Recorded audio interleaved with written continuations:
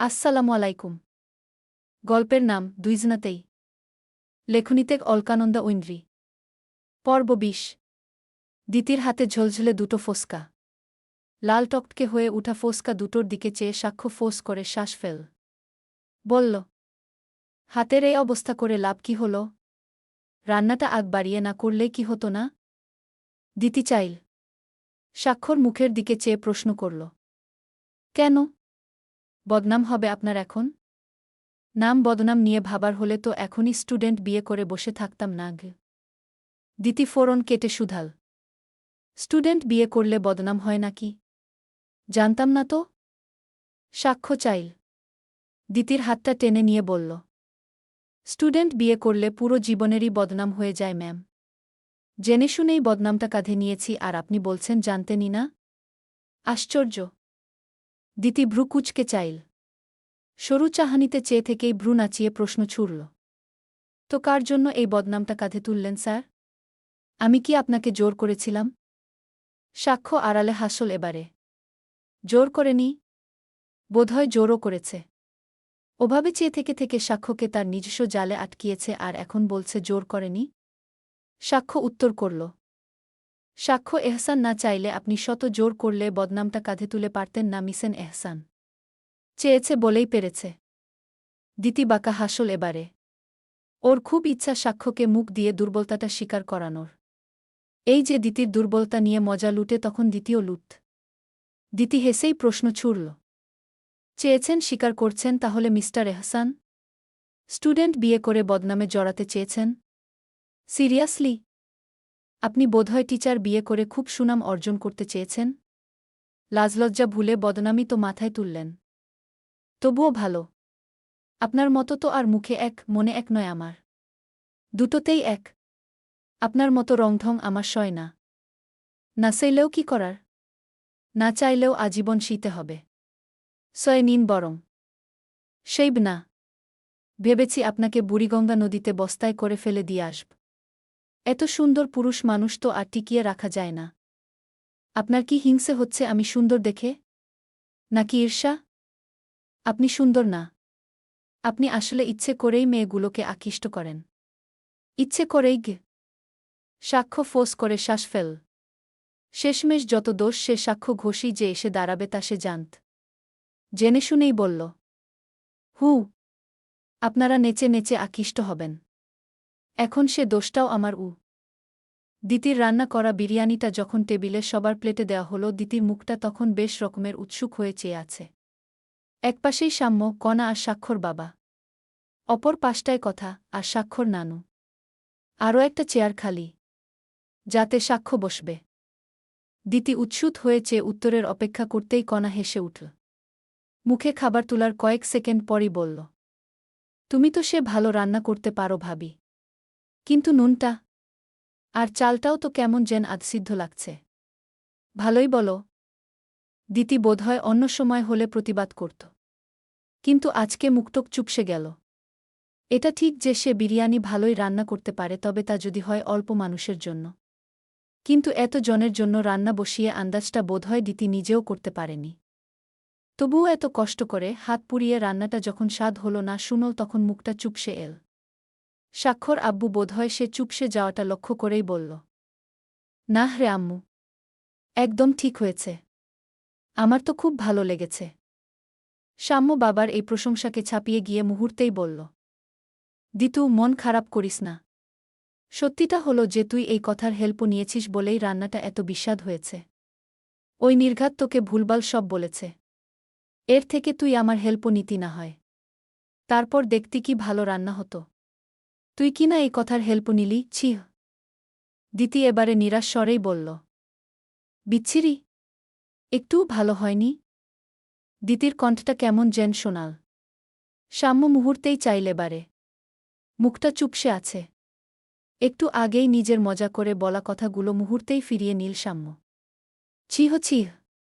না চাইতেও দিতিকে আঘাত করে ফেলেছে ভেবেই দ্রুত বলল, না না, হয়েছে তো। দূর মজা করছিলাম বোকা। তোমার কথা শুনে তো মনে হচ্ছিল না সাম্য ভাই। মজা হয়নি। আমি জানি।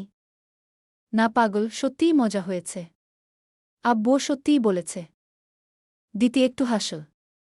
বলে, সাম্য ভাই, কতটুকু সান্ত্বনা দিবে আর?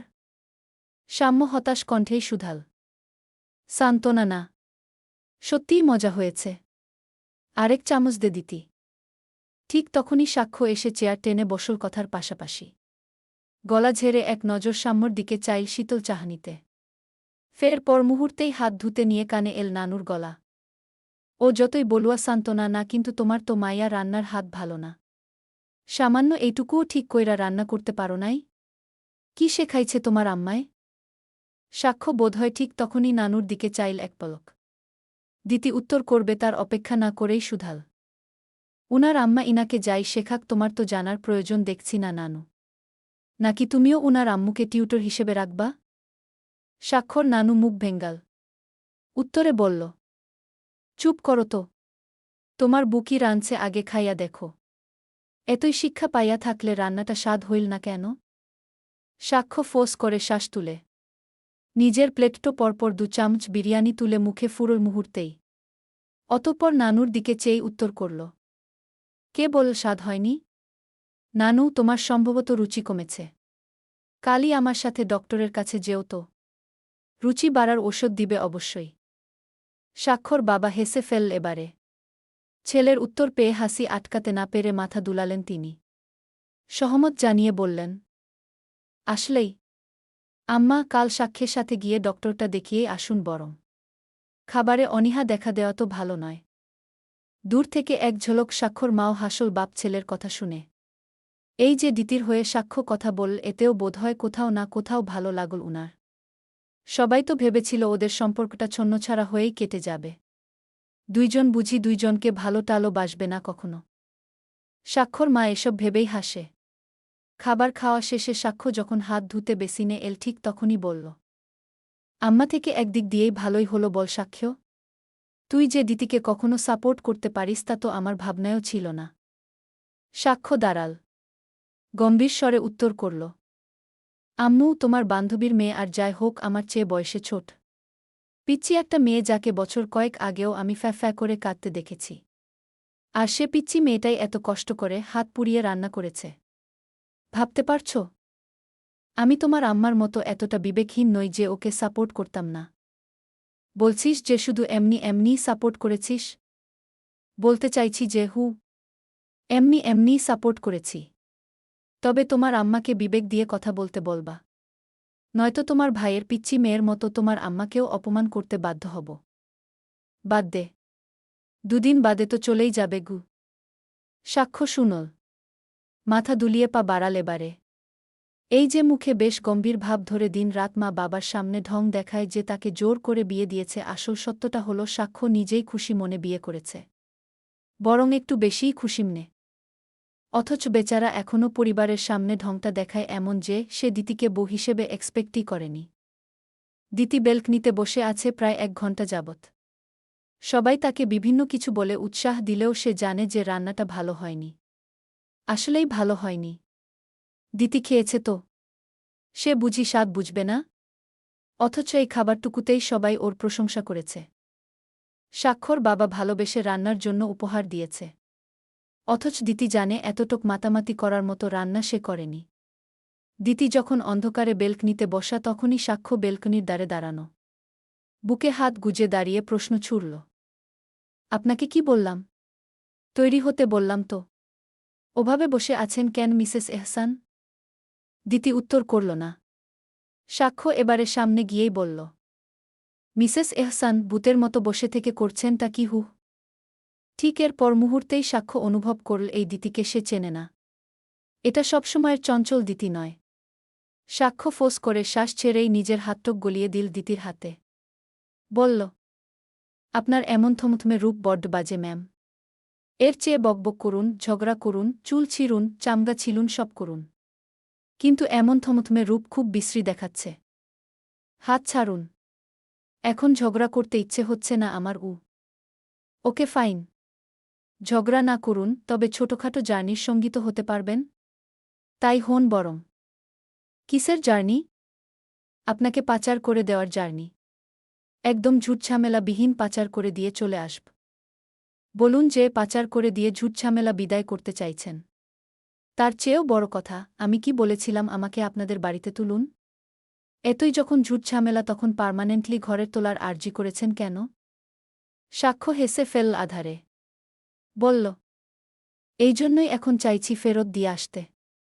চলুন ফেরত দিয়ে আসি। দ্বিতীয় নিজের দিকটা শক্ত রেখে মুহূর্তেই শুধাল।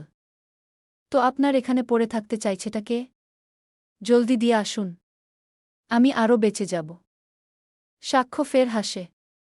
এই যে বাঁকাভাবে দিতিকে রাজি করাল এই ভেবেই হাসল। এই একই কথাটাই যদি সোজা ভাষায় বলত দিতি মোটেও রাজি হতো না। কখনো না। সাক্ষ্য হেসেই বলল, তাহলে চলেন দিয়ে আসি। দিতি কেমন যেন রেগে চাইল। পরমুহূর্তেই রাগ জেদ সব নিয়ে পা বাড়াল। যেন তার কিছুই যায় আসে না। সাক্ষ্য এত রাতে কথাকেই মেসেজ করে বলল দরজাটা লাগাতে। অতঃপর সাম্যর বাইকটা নিচ থেকে নিয়ে বেরিয়ে দিতির সামনে দাঁড়াল। বলল, উঠুন। দিয়ে আসি এবারে। দিতি বাঁকাভাবে চাইল। বাইকে উঠেনি তেমন কখনো সে। বলা চলে অভ্যেস নেই, ভয় হয় বরং। টানটান গলায় বলল, উঠব না। তার মানে যেতে চাইছেন না তাই তো? থেকে যেতে চাইছেন বলুন। দিতি ফের রাগল। কপাল কুঁচকে এবারে ভয়ডর সব নিয়েই উঠে বসল বাইকে। রাগে দুঃখে নাকের সামনের অংশ ইতোমধ্যেই ফুলে উঠেছে মেয়েটার। গলা শক্ত করে বলল, বাইক জোরে চালাবেন তো সোজা কবরে পাঠিয়ে দিব, বুঝেছেন? সাক্ষ্য হেসে ফেলল বোধহয়। আয়নায় দিতির মুখটা পরক করেই বলল, ওকে পাঠিয়ে দিয়েন। কিন্তু এখন শক্ত করে ধরুন আমায়। নয়তো অল্প বয়সেই বউ হারা হয়ে যাব। ধরব না। করবেন কি হু? সাক্ষ্য আর কথা বলল না। উত্তর না দিয়ে ঠিক তখনই বাইক স্টার্ট দিল। আচমকা জোরেই বাইক চলতে শুরু করাতেই দিতি হুমড়ি খেয়ে পড়তে নিল। মুহূর্তেই নিজের দুই হাত দিয়ে খামচে ধরল সাক্ষ্যর কাঁধ। সাক্ষ্য ঠিক তখনই বাঁকা হাসল। রাতের আকাশে বাইক চালাতে চালাতেই বলল, চাইলে আরেকটু জড়িয়েই ধরতে পারেন মিসেস এহসান। আমি তো আপনার হালাল পুরুষই। দিতি না পারতেই ধরে থাকল। কারণ বাইকে সে কখনো চড়েনি। ভয় পায়। এই যে এখন চড়ছে এখনও তার কলিজা লাফাচ্ছে। মনে হচ্ছে এই তো রাস্তায় আছড়ে পড়বে বুঝি। দিতিরা এল তাদের বাসার সামনেই। রাত তখন প্রায় 12টা বলা চলে। বাসার কোনো বাসাতে তেমন একটা আলো জ্বলছে।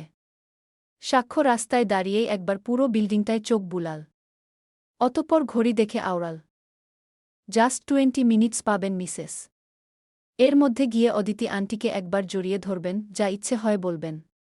প্রয়োজন 20 মিনিটই জড়িয়ে ধরে বসে থাকবেন। তারপর 20 মিনিট শেষ হতেই ফের ফিরে আসবেন। বুঝেছেন? আমি এখানে অপেক্ষা করছি। দিতি শুনল। সবই শুনল। তারপর পা বাড়িয়ে দ্রুত মায়ের কাছে যাওয়ার জন্য রওনা হল। ইস! একটা দিন সে মা ছাড়া ছিল। এর মাঝেই নে হচ্ছে সে কতগুলো দিন মাকে দেখেনি। কতগুলো দিন মায়ের সাথে কথা বলেনি। দিতির বুক ভার হয়ে আসে। চাপা এক দুঃখের সাথে আনন্দে হচ্ছিল। দিতি সে আনন্দ নিয়েই মায়ের কাছে পৌঁছাল। সাক্ষ্য 20 মিনিট নয়, শুধু প্রায় 40টা মিনিট দাঁড়িয়ে আছে ফাঁকা রাস্তায়। শূন্য রাস্তায় আলো আধারিতে মশার কামড়ো খেয়েছে অসংখ্য। তার চেয়েও বড় কতক, তার থেকেই একটু দূরে দুটো কুকুর ফ্যালফ্যাল করে তার দিকেই চেয়ে আছে বহুক্ষণ। সাক্ষ্য এই দুইজনের সাথে কথা বলে সময় কাটিয়েছে। কিন্তু এতটা সময় করছেটা কি? সাক্ষ্য এই নিয়ে 3বার কল দিয়েছে। 3বারই মেয়েটা কল তোলেনি। না পেরে আরও একবার কল দিল সে। অতঃপর ওপাশ থেকে রিসিভার হতেই বলে উঠল সে, দিতি, এসব কি শুরু করেছেন? 20 মিনিট সময় দিলাম, আপনি দেখি 40 মিনিট নিয়ে নিয়েছেন। তাড়াতাড়ি নামুন। আমার ঘুম আসছে। বাসায় ফিরে ঘুম দিব। আমার আবার আপনাকে ছাড়া ঘুম নাও আসতে পারে। সাক্ষ্য ঠিক এইটুকু বলার পরপরই ওপাশ থেকে কেউ একজন গলা ঝাড়লেন। কেসে উঠলেন। পরমুহূর্তেই বলে উঠল, সাক্ষ্য, দিতিটা তো ঘুমিয়ে গেছে আমাকে এসেই বলতে বলতে। তুমি কি নিচেই আছো? একটু কষ্ট করে চলে আসো বাসায় বাবা। ওর ঘুমটা আর ভাঙাতে ইচ্ছে করছে না যে গি। সাক্ষর ঠিক ওই মুহূর্তেই মন চাইল দিতি নামক গর্দব মেয়েটাকে ঘুম থেকে তুলে ধরেই বেলকনি দিয়ে ছুঁড়ে মারতে। ব্যাক্কেল মেয়ে! কল করে বলা যেত না ও ঘুমিয়ে যাচ্ছে?